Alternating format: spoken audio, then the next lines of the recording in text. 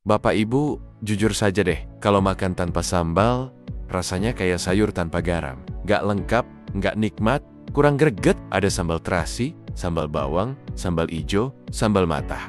Dan tiap makan, pagi, siang, malam, pasti ada sambalnya. Boken kedang, sambalnya lebih banyak dari lauknya. Tapi, pernah nggak terpikir kalau sambal dipakai terus-terusan, tiap hari, bahkan lebih dari 1 sendok, apa dampaknya ke tubuh? Apakah benar bisa bikin mah? Atau justru bikin badan lebih kuat karena banyak cabai katanya kayak vitamin? Nah, daripada nebak-nebak, yuk kita bahas pelan-pelan. Di bab selanjutnya, kita akan lihat apa yang sebenarnya terjadi di dalam tubuh saat kita makan sambal tiap hari. Yuk lanjut, Bapak Ibu. Bapak Ibu, makan pakai sambal memang nikmatnya luar biasa. Tapi, pernahkah terpikir setelah sambal itu masuk ke dalam tubuh, apa yang sebenarnya terjadi? Yuk, kita telusuri perjalanan pedas itu dari mulut sampai ke organ dalam. Pertama, mulut dan tenggorokan. Saat sambal masuk ke mulut, zat aktif dari cabai yang bernama capsaicin akan langsung bereaksi dengan saraf kita. Inilah yang bikin lidah terasa terbakar. Walau sebenarnya nggak ada luka fisik, tapi otak menganggap kita tersakiti. Ini juga yang bikin kita berkeringat, hidung meler, dan merasa deg-degan. Kalau hanya sesekali, tubuh bisa menoleransi. Tapi kalau tiap makan harus pedas, lama-lama lidah bisa mati rasa, dan produksi air liur bisa terganggu. Kedua, lambung. Setelah dari mulut, capsaicin turun ke lambung. Nah, di sini, tubuh akan menganggap zat pedas itu sebagai ancaman. Apa akibatnya? Asam lambung meningkat, dinding lambung jadi lebih sensitif. Bagi yang sudah punya riwayat mah, bisa langsung kambuh. Lambung sebenarnya kuat, tapi kalau dipaksa kerja keras terus setiap hari, lama-lama bisa luka dan meradang. Ketiga, usus dan pencernaan bawah. Cabai juga memengaruhi gerak usus. Itu sebabnya, setelah makan sambal banyak, beberapa orang langsung ingin ke kamar mandi. Pada sebagian orang, ini bisa jadi diare. Bahkan, sering buang air besar dengan rasa panas di anus adalah tanda bahwa saluran cerna kita tidak sedang baik-baik saja. Jadi, walaupun sambal bikin nafsu makan naik, tubuh kita bekerja keras untuk memprosesnya. Dan itu tidak selalu berdampak baik, apalagi jika dikonsumsi tanpa kontrol. Di bab berikutnya, kita akan bahas apa saja tanda-tanda tubuh sudah protes karena kebanyakan sambal. Yuk lanjut Bapak Ibu. Bapak Ibu, tubuh itu sebenarnya pintar. Kalau ada yang nggak cocok, dia akan kasih sinyal lewat rasa tidak nyaman, keluhan, atau gejala yang berulang. Nah, kalau kita konsumsi sambal terlalu sering, apalagi tiap hari dan dalam jumlah banyak, ada beberapa tanda tubuh mulai protes yang perlu kita waspadai. Pertama, perut sering kembung atau nyeri. Kalau setiap selesai makan sambal, perut terasa begah, keras, atau nyeri di bagian ulu hati. Itu bisa jadi tanda asam lambung sedang naik. Dan kalau dibiarkan, bisa berkembang jadi radang lambung gastritis. Kedua, sering diare atau bab tidak normal. Terlalu sering makan cabai bisa membuat usus jadi lebih aktif. Dan ini menyebabkan diare atau bab lebih dari 3 kali sehari. Kalau ini terjadi terus, tubuh bisa kehilangan cairan dan elektrolit. Ketiga, rasa panas di mulut dan tenggorokan tak kunjung hilang. Beberapa orang mengalami sensasi terbakar di tenggorokan setelah makan pedas. Kalau sering terjadi, bisa menyebabkan iritasi bahkan radang. Keempat, panas dan nyeri di area dubur saat buang air besar. Ini sering dianggap sepele, tapi jika setiap bab terasa panas, perih, atau bahkan berdarah, itu tanda saluran pencernaan bawah sedang mengalami peradangan. Penyebabnya bisa dari capsaicin yang terus-menerus mengiritasi dinding usus dan rektum. Kelima, wajah kemerahan dan jantung berdebar setelah makan. Beberapa orang mengalami reaksi flash, wajah memerah, dan jantung berdetak lebih cepat. Ini akibat pelepasan hormon adrenalin sebagai respons terhadap capsaicin. Kalau ini terjadi terus, bisa bahaya untuk penderita tekanan darah tinggi atau gangguan jantung. Bapak Ibu,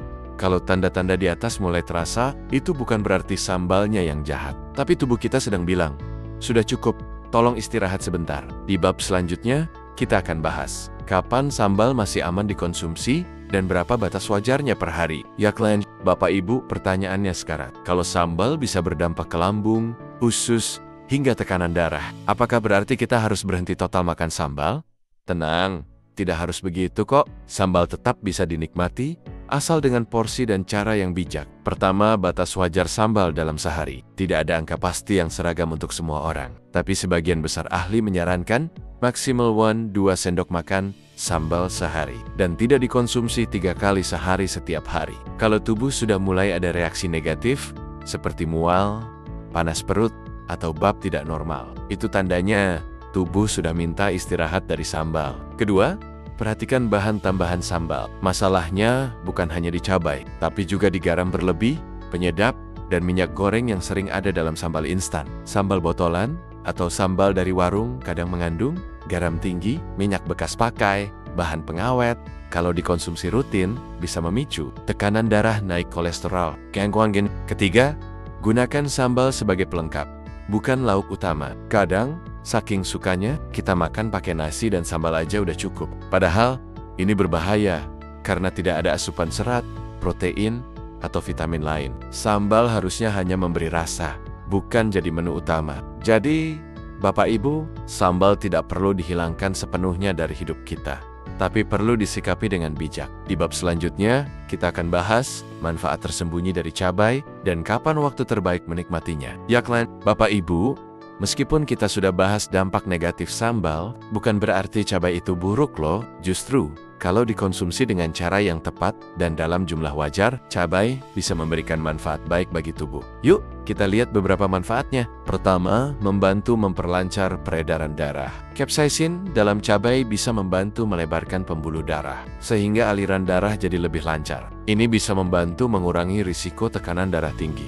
asal tidak berlebihan dan dikombinasikan dengan pola makan sehat. Kedua, meningkatkan metabolisme tubuh. Rasa pedas bisa membuat tubuh memproduksi panas, dan hal ini mempercepat pembakaran kalori. Karena itu, cabai kadang dijadikan bahan pendukung dalam program penurunan berat badan. Tapi tentu saja, bukan berarti makan sambal terus bisa bikin kurus ya Bapak Ibu. Ketiga, kaya vitamin C dan antioksidan. Cabai mengandung vitamin C tinggi dan berbagai antioksidan yang baik untuk imunitas tubuh. Ini bisa bantu tubuh melawan infeksi, terutama saat cuaca dingin. Namun, kalau dimasak terlalu lama atau digoreng, nutrisinya bisa berkurang drastis. Keempat, bisa bantu meredakan hidung tersumbat. Itu sebabnya, setelah makan pedas, hidung terasa lega karena capsaicin membantu membuka saluran pernapasan. Ini bisa berguna kalau sedang flu ringan. Tapi ingat, manfaat ini hanya akan terasa jika sambal dibuat sendiri dari bahan segar, tidak pakai penyedap, minyak bekas,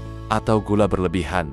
Dikonsumsi dengan menu yang seimbang, tidak dalam porsi berlebihan tiap hari. Di bab terakhir nanti, kita akan simpulkan apa langkah sederhana yang bisa Bapak Ibu lakukan agar tetap bisa menikmati sambal tanpa mengorbankan kesehatan.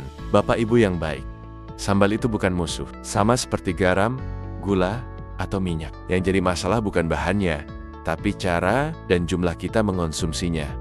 Makan sambal boleh, asal tahu kapan harus berhenti, dan paham sinyal tubuh saat sudah mulai tak nyaman. Berikut beberapa tips agar tetap bisa menikmati sambal dengan aman. Batasi 2 sendok makan per hari. Jangan makan sambal 3 kali sehari terus-menerus. Usahakan sambal buatan sendiri, bukan botolan. Hindari sambal saat perut kosong. Kalau ada mah, GERD atau gangguan pencernaan, tunda dulu sambal sampai benar-benar stabil. Imbangi dengan banyak sayur, air putih, dan makanan berserat. Kalau Bapak Ibu merasa naskah ini bermanfaat, silakan klik like, subscribe, dan tulis di komentar. Kapan terakhir Bapak atau Ibu makan sambal yang bikin perut panas, tapi tetap nambah nasi? Atau share juga pengalaman. Bagaimana cara Bapak atau Ibu mengurangi sambal, tapi tetap menikmati makanan? Karena siapa tahu, pengalaman Bapak Ibu bisa membantu yang lain untuk mulai hidup lebih sehat. Sampai ketemu di video selanjutnya. Tetap nikmati hidup, tetap jaga tubuh.